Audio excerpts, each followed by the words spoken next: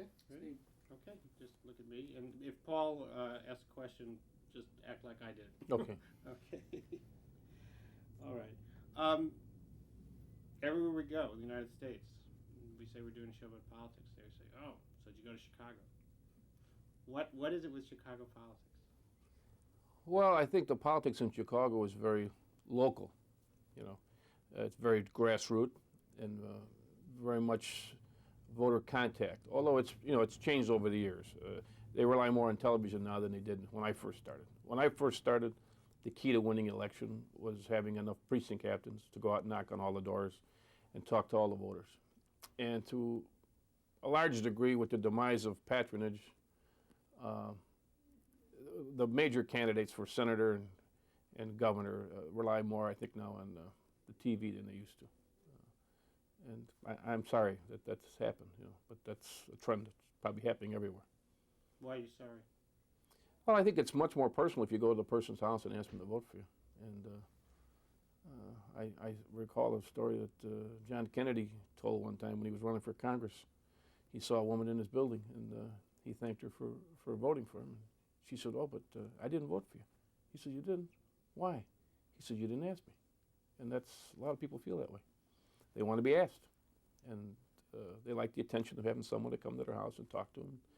And to some degree, it's been replaced by telephone calls and mail, but we still try to, go to everybody's house. That's what I believe in. That's the way to win. Well, tell us about that, because when we were here last year, not just here, but all across the city, we saw armies being mobilized and sent out a couple of weeks before the election. What's going on? Why is that important? What are they doing? Well, it's important, first of all, to get the people registered to vote. People need to be motivated. You have to go to the house. I mean, I used to go out and drag people out to register. And that was half the battle. If you got them registered, then I always thought if you registered somebody that you had a 70% chance of getting them to vote for at least yourself or two or three other candidates that you particularly were interested in. The more further down the ballot, the more likely they would, to vote for your candidate.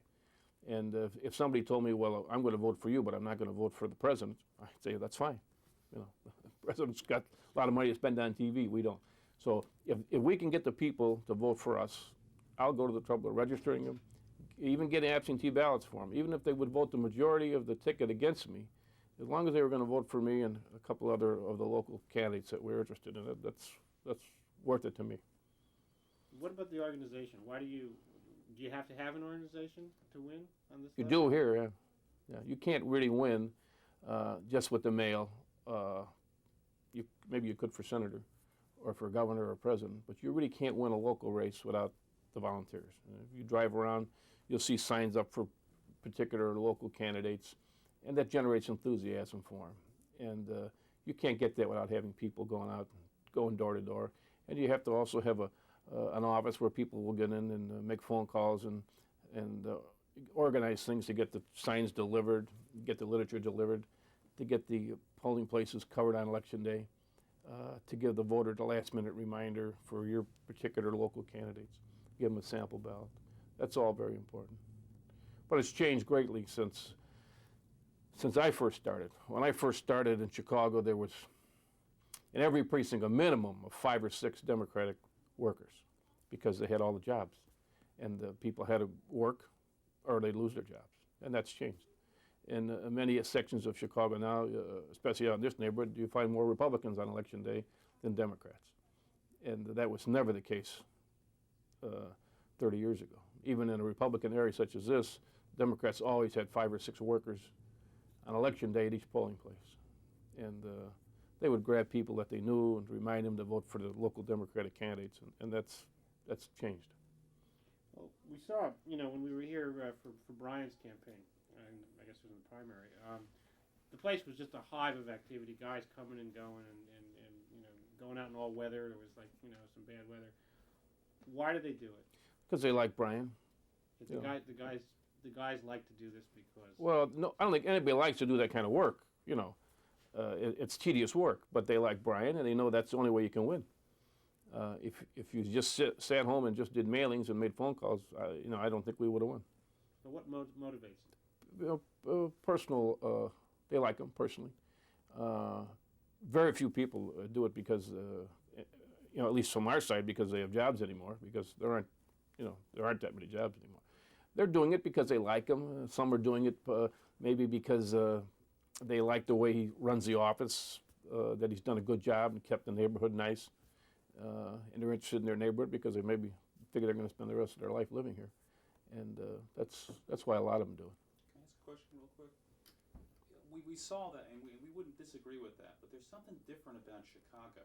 I mean, even, you know, generalized beyond Brian, for somebody that's never been to Chicago, who's never seen the politics here, you got to do this stuff to win, but they don't do this stuff in other places, and there's sort of a fervor and a color. There's a kick that's happening. Because we need to give that sort of feel a lot of as them, well. you know, they're used to it because, you know, that's how we always did it. Every election I ran, I was always in fear of being beaten. Maybe not so much at the end, but at the beginning I certainly was. So we had to work hard every election. And I never sat in the office and gave orders to people to do things that I wouldn't do myself. I mean, I still go door to door every election in a precinct.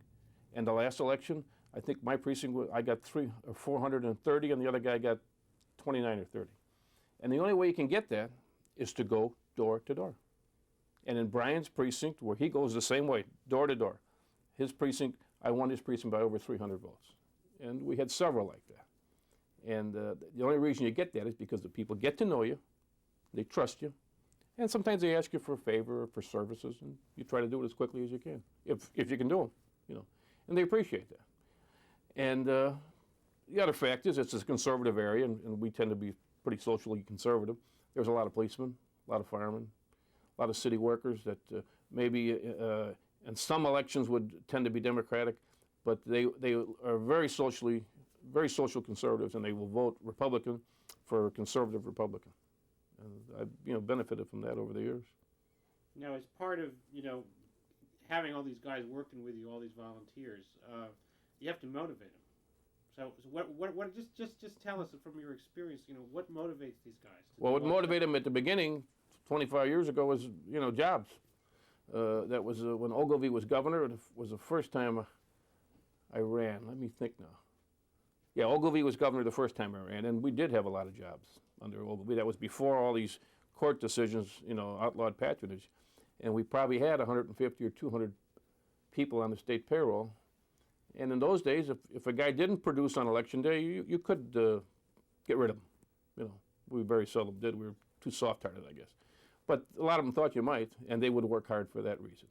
But then, as the years went by and patronage played a less important role, you just acquire friends. You know, people that you known for years, and they still help you. Some of them have state jobs, some of them don't. Some of them like the way you're running your office, or that you're, like in my case, I'm a policeman. There's a lot of policemen in the neighborhood. A lot of the policemen help. You know, they wouldn't go out maybe on a rainy night and bang on doors, but if it's a nice sunny day in the afternoon, they'll go out and talk to 10 or 12, 15 of their neighbors. And so, you know, this guy is a policeman, and he's from the neighborhood, and he thinks like we do. And that's a big help, too. And word of mouth. You try to go to as many affairs as you can. And we talked to a guy in Philadelphia who was in South Philly. He was an Italian, but like old political hand. And he said, you know, on election day, when you win, even the littlest guy who just put out flyers feels like he's a part of that. That's right. Well, we have a big party did you guys come to our party? Yeah, we have a big party, and we're hopefully going to have another one. The biggest party we ever had was this last election. And I got up at the party and said, we'll never have another party like this because we won every office on the ballot, including the congressman, you know, which is, it was a long time since we had a Republican congressman out here. It was 1958. What does it feel like when you win? Feels good. Feels good. Feels real good. Feels a hell of a lot better when you lose. I lost twice before I won. I know what it feels like. Winning is better than losing. And anybody that tells you otherwise is not telling you the truth. Talk a little bit about something that's always struck me, because I'm not a political person in the sense that I haven't been around politics, is that it seems to be a constant battle. I mean, you're pretty lucky because your seat's pretty secure, but there's always somebody going to come up, and you always got to run against them. And, that's right. And isn't that depressing? You know, that maybe you're with the governor, and the governor gets kicked out. You know, wrong party. And I survived when the governor got kicked out. In fact, The president got kicked out last time, and we survived, and the race wasn't particularly close. I think I won by 12,000 votes. If you do a good job, the people will choose between who they're mad at and who they're not. You know, they were mad at the president, so they voted him out. They were mad at the governor, they voted him out.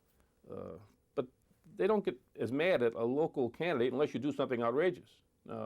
If you would come out here, if I would suddenly say that I was for school busing and I wanted to have them bus people in from outside the neighborhood to all the schools here, yeah, then they could get beat doing something like that.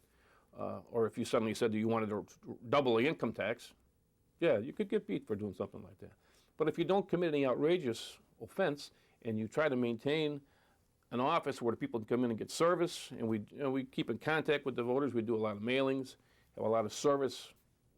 We have 6 driver's license classes a year for senior citizens, and they're attended by between 250 and 300 people at each class. And yeah, that's a good service for the old people. They like it, and they appreciate it. They remember you on election day. So they don't know who the other guy is. They figure this guy's doing something for us. So. Is that what it's about? Tape change? Yeah, don't worry about it. As you're thinking about answers for this, Let me have my pen back. Their idea of campaigns is to put a sign on the front lawn. That's all they do. Nobody goes door to door. Nobody talks to anybody. Okay. Well, let's talk about the old Chicago, which a number of folks said, yeah, it's pretty much dead and gone, but it really was hardball.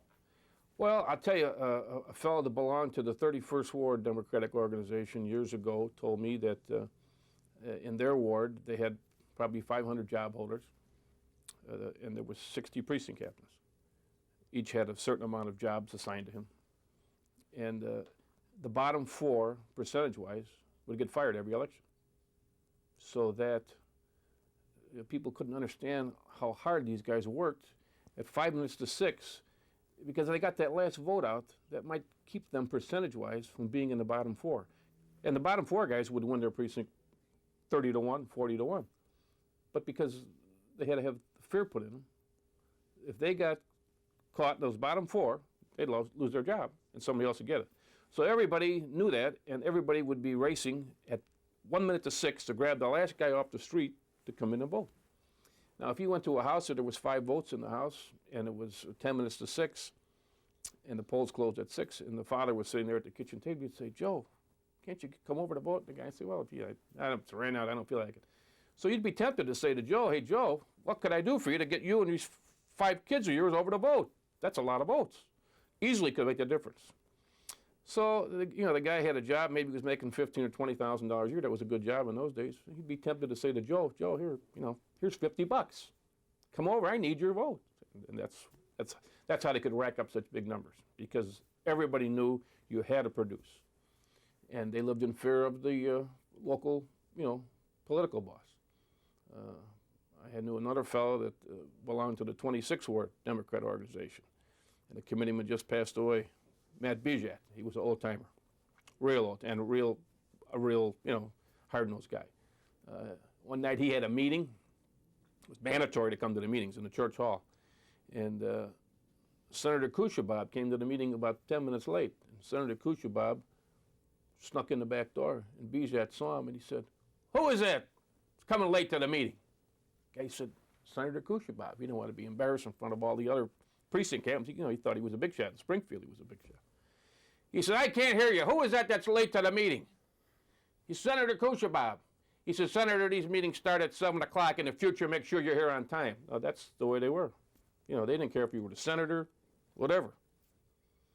Another friend of mine, he was in the 25th Ward, I think, on the west side.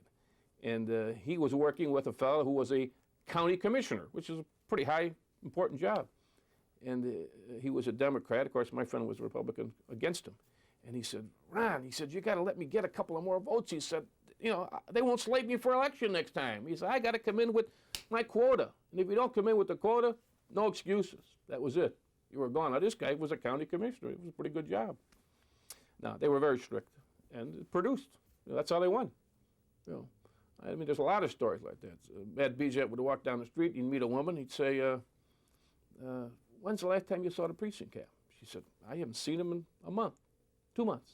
He'd call that guy in that night. Hey, I saw so-and-so in your precinct today. She has said she hasn't seen you in 2 months. What are you doing? You're supposed to be out talking to those people. And God help you if somebody had a call up from their house to the office and asked for an absentee ballot. You say, hasn't the precinct captain been around to offer you one? No, I haven't seen him. Well, that guy got whistled in and got told to no in certain terms. You know, you're supposed to be out there getting those absentee ballots. And then on a Sunday before election, in some of those wards, you had to go in with a list, poll sheet colored red for Democrat and blue for Republican. And that was your prediction of who was going to vote and how they were going to vote. And you had to be accurate. You know, if you came in and said you're going to have 250 Democrats and 6 Republicans, then election day you better come in with 250 Democrats and 6 Republicans. Because if you come in with 275 Democrats, that meant there was 25 Democrats who were going to vote in the primary that you didn't know about. And they probably voted against the organization ticket. Now, if you had gone through the precinct and talked to everybody, you should have known that. And if you had 10 Republicans, 4 more than you said you were going to get, they were mad about that. Why didn't you know? What have you done to these people that they're mad at you that they voted Republican? You know, I mean, it was a business, and it was strictly run like a business. And that's the way they did. I mean, you have to see it to believe it. You know, I talked to a fellow the other day who had a job in the Park District, and he had a very good precinct. It would be like 750 Democrats and maybe 5 Republicans. But he had 40 job holders in the precinct. And at Christmas time, he'd take a collection up from everybody. And every kid in the precinct got a bicycle for Christmas from the precinct captain. Well, you know, when the guy goes around election time and he was over at Christmas and gave your kid a bicycle, it's hard to say no. But with 40 guys, if they each chipped in $50, it's quite a lot of money, you know. And that's how they would win. Now, they didn't have people like that in every precinct because they couldn't give everybody 40 jobs. But a guy that was good, that could produce numbers like that, would get just about anything you wanted. Because you multiply that by 8 or 10 in every ward that were that good, and that's where the big numbers come from. And that's where the control came in the primary. You know, they could, actually in those days, they could run anybody and get them elected in the primary. That's changed now, because there's nobody like that fellow with the 40 jobs around anymore. Any questions? Somebody's got to ride levels. Okay. Want to give it to me? No, I'll do it from down here. Do you have any questions, Paul? Yeah, a couple of things, Roger. First things first, just differentiating Chicago from other places. Okay, you just told us that in Wisconsin, their idea of a campaign is to put a sign on the lawn and that's it. Yeah. Can you put that in the whole thought for us? In Chicago, we do this, but in Wisconsin, Well, they do that. I live in an experience I have in Wisconsin. I've talked to people that ran up there, and they don't do what we do. Nobody goes door to door. They do send mail out, but they would never think of buying a bicycle and giving it to somebody to get some votes. They don't operate like that. There's almost no patronage.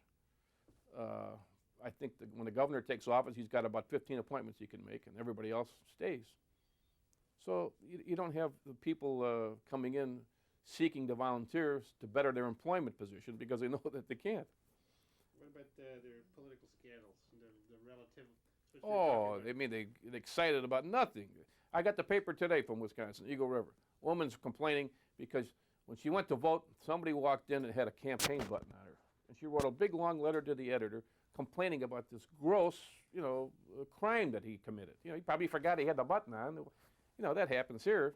And sometimes people would say something, the guy would take it off, but it's not a big deal. But up there, you think it was that the guy was going to commit vote fraud because he walked in with somebody's button on. No, it's very much different up there. I don't think it's much fun. I wouldn't want to run up there. Besides, you got to campaign over big territory, Now, maybe in Milwaukee. I don't know how they do it in Milwaukee, but I think it's probably the same in Milwaukee. Politics is different in Wisconsin. What they consider an offense, if somebody would if a lobbyist would buy a guy a cup of coffee, they want to make a big deal out of it. It's not the same here in Illinois. What happens in Chicago? How does it work in Chicago? Well, if somebody wants to buy a cup of coffee, they can. I mean, there's no prohibition against it. There There it is. There does seem to be a thing here, which a number of people told us, that people really care about services. They want their alleys paved, they want their garbage picked up, they want their potholes filled. and if they do that, if you do that, They're happy with they're it. happy. Yeah, but they want even more than that. They want you to come over and shovel off their garage when there's too much snow on the roof. And I did it plenty of times. Yeah, they want whatever they can get out of you. If you're willing to go out and shovel the snow off somebody's roof, they'll let you do it. They'll call up and ask you to do it. And they come in the office here. They want you to pay their parking tickets. They get mad at you if you don't. And I paid a lot of parking tickets in my day. But the tickets are so expensive now that it's a losing proposition. But the other side of that is that if you take care of those services, let's wait for this to get picked up. Yeah. If you take care of those services, there seem to be a lot of temptations out there beyond the neighborhoods for like an alderman or somebody. Oh yeah, there is. Yeah, I think they're crazy. They get $75,000 a year salary now. When I first started, I think the salary was $6,000 for an alderman, and it was more or less accepted in those days by the public that the aldermen were making some money somewhere else, because how could they live on $6,000 a year and give money to everybody? I had an old friend that's dead, Lawrence DePrima. He was from the West Side, and he worked for Alderman Kells. And he said, Alderman, how can you give these guys that come in at $2, $3 at a time? He said, how could you afford it? He says, Larry, this is 1935. He said, Larry, I could afford it. Possibly, he could, evidently. He wouldn't have been able to do it otherwise. But those, that was more or less accepted. It's different now. People expect a higher standard from the alderman. But still, somebody seems like somebody's always getting indicted. Well, it does happen pretty frequently. Yeah. Well, I suppose there's a lot of temptation. I've never been an alderman, and I'm probably glad I'm not. But yeah, you have to be careful. Other people want to come and ask you to do illegal things. People ask me to do things that are illegal. I said, hey, don't you read the newspapers? People go to jail for this kind of stuff. But they call you on the phone and ask you. No, I don't want to talk to them. I'm at the end of my career, and I don't want any problems. When I was in civics class in high school, they taught us about politics, and like the Lincoln-Douglas debates, the great issues. And you're sitting over there, you got the candidates, they talk for an hour and a half on this and an hour on that. Then we get to Chicago, and the aldermen are on the street, and the great Lincoln-Douglas debates are, my alley hasn't been paid. That's what the people are concerned about. They don't care about Lincoln-Douglas. They don't want to hear debates. They want you to produce for their needs. If they have a hole in front of their house, they want it fixed. If the alley is uneven, they want that fixed. They want their trees cut down. They want them trimmed. They want their trash picked up regularly. If they have some bulk item thrown out, they don't want the sink to sit in front of the house for a week. They call here, and we get it picked up. I've gone out a lot of times, picked up stuff myself because I have my own truck. If it's somebody that's important to me, and I didn't want them to wait a week for the city truck to come, I'd go get it myself. If it was important to me, I certainly cut down a lot of trees. If there was enough votes in the House and I knew they were going to help me on election day, I went out and cut the trees down myself. Now, I'm not saying I'm doing it at my age now, but I did cut a lot of trees down, and I've hired a lot of guys to go and trim trees for people because they didn't want to wait for the city to come and do it. And election was coming up, and I wanted to get it done before election day. Otherwise, they'd say, oh, you're just telling us you're going to do it, and after election you'll forget. So I always try to do it before the election. What? We're getting a lot of rubbing on. Well, that's because you just okay. So why do you want to be in office? I enjoy it. I have a lot of friends that helped me get in office 25 years ago that have been with the state a long time, and I think that my being in Springfield is a safeguard for them. Even if the administration would change, the Democrats would take over, you have a certain influence by being there that long, and you can protect your friends and people that helped you. For me to stay in Springfield now, I'm losing money financially. I'm losing money because my pension is more than my salary. But I have an obligation to say, to the people that helped me get elected. You just can't say, well, I got mine now and I'm going to quit, and the hell with you. So. There's got to be something about politics, though, for you personally, though. I enjoy it. I enjoy winning. Enjoy what? I enjoy winning election night. I enjoy going in, knocking on every door in the precinct. I don't like to do it, but I enjoy the results. At election night, when you see the count, like this kid that ran against me 2 years ago, he had his brother in there working against me in my own precinct.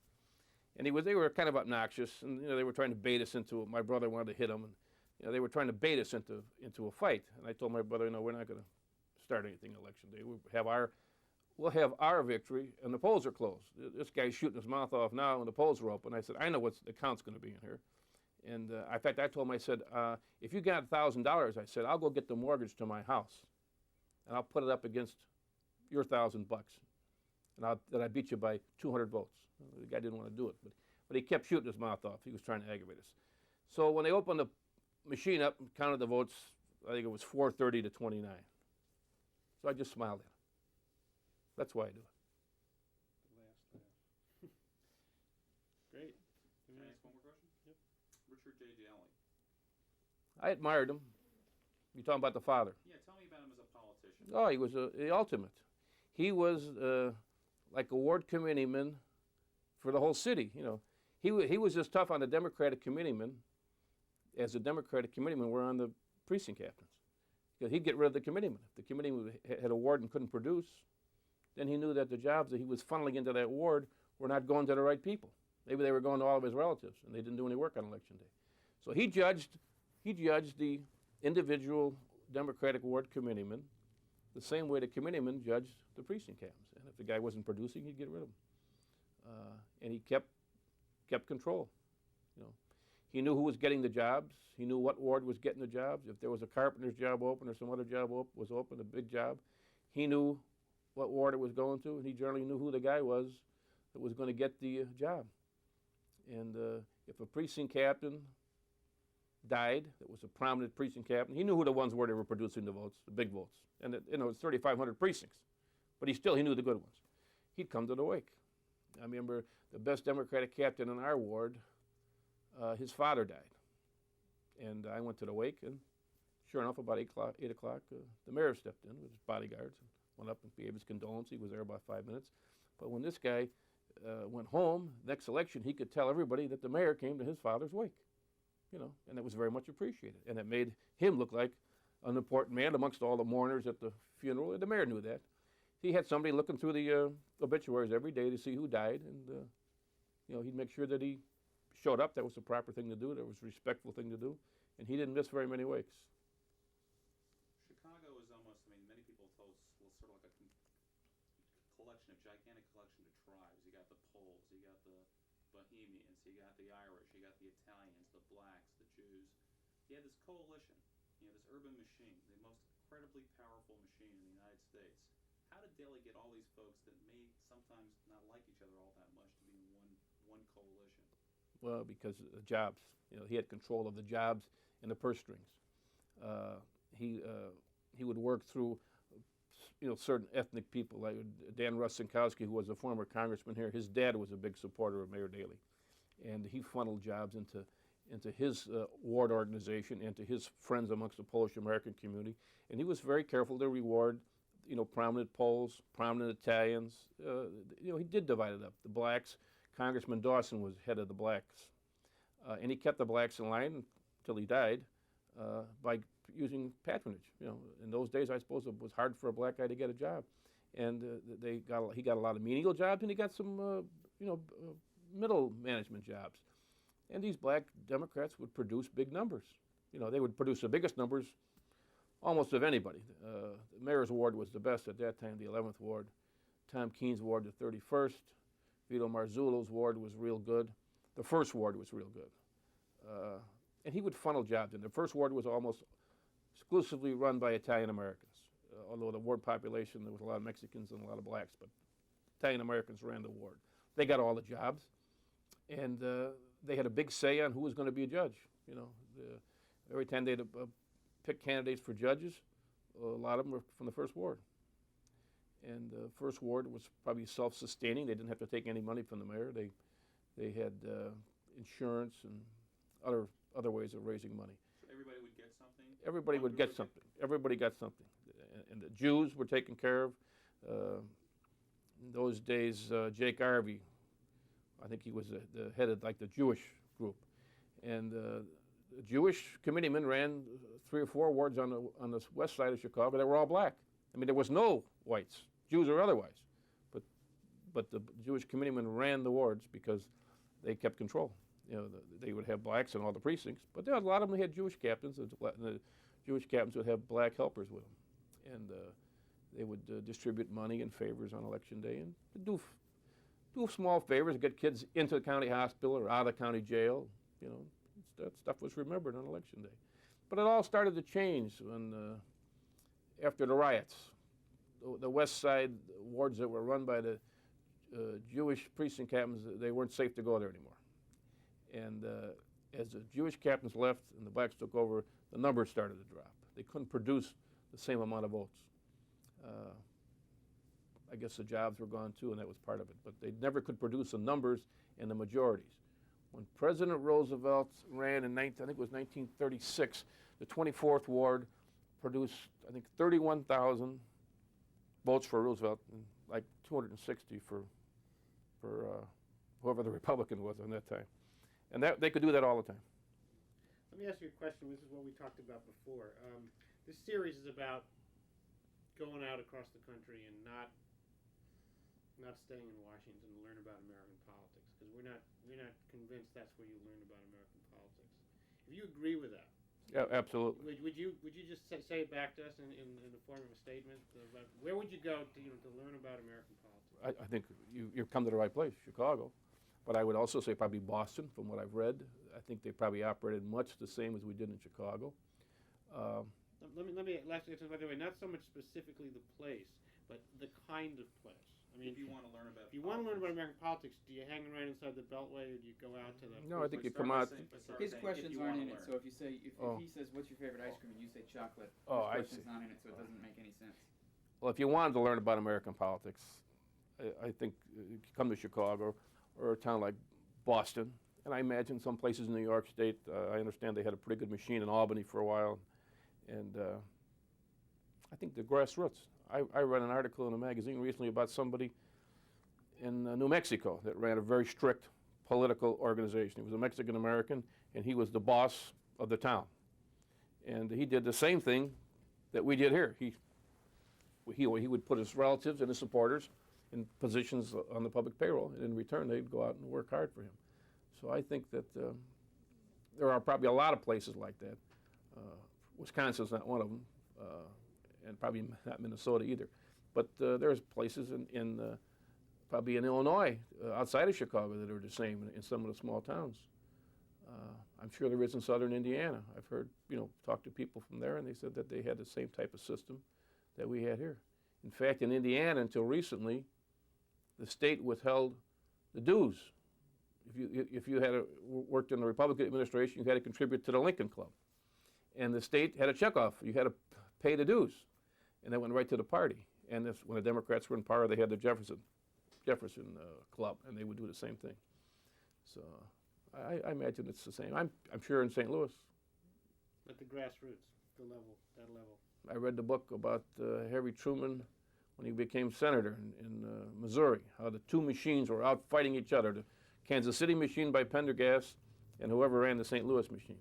And it was who could steal the most votes. In that election, Pendergast stole just a few more, and he carried Jefferson County 131,000 to 1,000, and the guys in St. Louis didn't steal enough. They lost the election by 3,000 or 4,000 votes. That's how Harry Truman became senator. So I guess the big cities tend to be the breeding pots. I imagine it's similar in New York and Brooklyn, certain places like that. I read that book by Alphonse D'Amato, and a lot of the stuff they did is the same kind of stuff that we do. Everything is local. Try to be inclusive and don't have a sample ballot that's got all Irish names on it. Okay, should we get some room tone? Yeah, maybe 20 seconds. 20 seconds where nobody says anything?